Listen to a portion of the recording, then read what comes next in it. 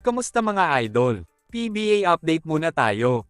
Dalawang bagong mukha na naman ang posibleng makita natin sa Barangay Ginebra sa mga susunod na araw. Matapos magka-interes na kuhanin si David Murrell mula sa Magnolia, target naman ng Gin Kings na makuha ang former DLSU superstar na si Shawnee Winston mula sa Converge. Ganito katindi ang pangangailangan ng koponan matapos ngang ma-injury ang kanilang superstar na si Jamie Malonzo na inaasahang mawawala sa koponan ng 6 hanggang 8 linggo mga idol. Ayon sa balita, willing naman ibigay ng Converge ang kanilang rookie point guard basta ang kapalit ay kaparehas ng value ng kanilang player.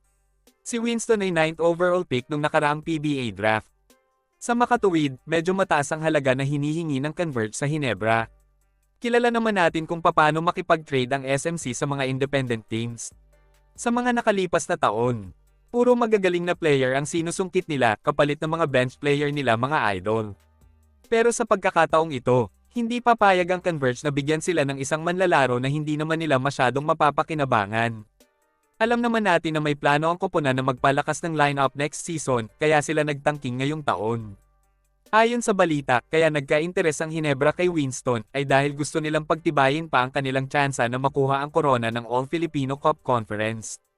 Maliban pa dito, pinaghahandaan na din nilang palitan ng dalawang veteranong point guard nila.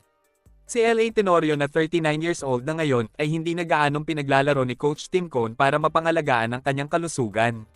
Papunta na din kasi si L.A. sa pangalawang yugto ng kanyang basketball career. At yun nga ay ang pagiging assistant coach sa Barangay Ginebra.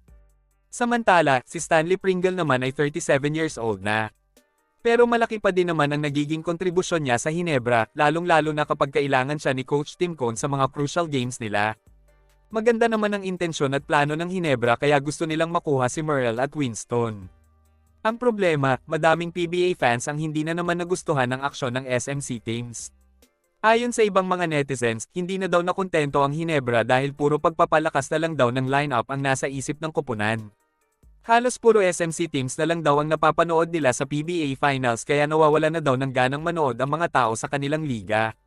Kung mapapansin din natin, kahit ang mga laro ng Ginebra sa elimination round ay hindi na din dinadayo ng mga manunood. Dahil alam nila na makakapasok din ang koponan sa finals. Ganito na ngayon ang mindset ng mga PBA fans mga idol. Kaya naman kahit nagpaliit pa sila ng venue kagaya ng Ninoy Aquino Stadium, hindi pa din dinadagsa ng madaming tao ang mga laro sa PBA. Ayon pa nga sa ibang mga netizens na nagko-komento, posibleng mapuno pa ng PBA ang kanilang venue kapag sa mga barangay covered court sila naglaro.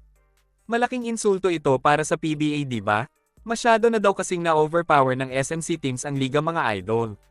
Maliban pa dito, wala na din pakialam si Commissioner Willie Marshall sa mga suggestion ng ibang mga sports analyst kung papaano maibabalik ang sigla ng liga. Hanggang dito na lang muna mga idol. Maraming salamat sa panonood. Kita-kits ulit tayo sa videos na aking ipapalabas patungkol sa basketball. Kung bago ka pa lang sa channel ko, please consider to subscribe at huwag kalimutan pindutin ang like at notification bell button para updated ka sa videos na aking ipapalabas. Salamat mga idol!